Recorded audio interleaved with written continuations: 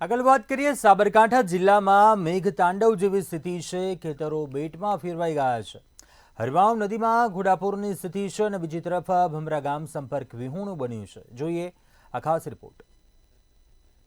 સાબરકાંઠા જિલ્લામાં અવિરત મેઘમહેર થઈ રહી છે। ખેડબ્રહ્મા તાલુકામાં છેલ્લા 24 કલાકમાં 5 ઇંચ તો વડાલીમાં માત્ર 2 કલાકમાં 4 ઇંચ વરસાદ ખાબકતા ખેતરો બેટમાં ફેરવાઈ ગયા છે।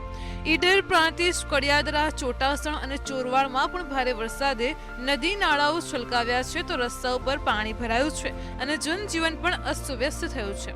ખેડબ્રહ્માની હરણાવ નદીમાં ઘોડાપૂર આવતા નીચાણવાળા ગામોને એલર્ટ કરવામાં આવ્યા છે, જ્યારે વડાલીના અંડરબ્રિજમાં પાણી ભરાવાથી વાહન ચાલકો અને રાહદારીઓને ભારે હાલાકીનો સામનો કરવો પડી રહ્યો છે।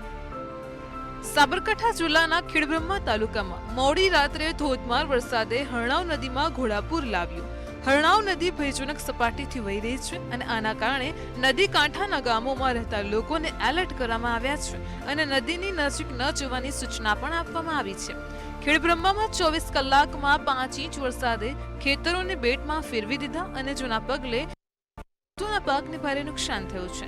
ખાસ કરીને મકાઈ, બાજરી અને શાકભાજીના પાક પણ પાણીમાં ડૂબી ગયા છે, જેનાથી ખેડૂતોમાં પણ નિરાશા ફેલાઈ ગઈ છે। સાબરકાંઠા ઈડર ખેડબ્રહ્મા સ્ટેટ હાઈવે પર ભારે વરસાદના કારણે પાણી ભરાઈ ગયું છે, જેના કારણે ટ્રાફિક સંપૂર્ણપણે ઠપ થઈ ગયો છે। વડાલીના રેલવે અંડરબ્રિજમાં પાણીનું સ્તર ઊંચું આવી જવાથી વાહન ચાલકોને લાંબા સમય સુધી રાહ જોવી પડી છે। ઘણા વાહનો પાણીમાં ફસાઈ ગયા છે અને સવારના સમયે તો મુસાફરો અને રાહદારીઓને પણ ભારે હાલાકીનો સામનો કરવો પડ્યો હતો।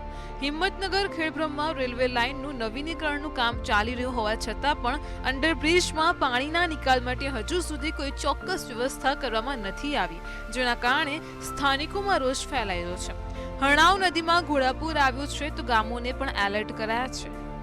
બીજી તરફ સાબરકાંઠાનું ભમરા ગામ પણ સંપર્ક વિહોણું બન્યું છે। હરણાવ નદીમાં પાણીનો પ્રવાહ અવિરત વધ્યો છે, જેના કારણે ગામોના અનેક પરિવારો પણ સંપર્ક વિહોણા બન્યા છે।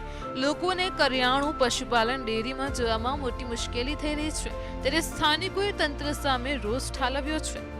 Bureau report, news, Sabarkantha.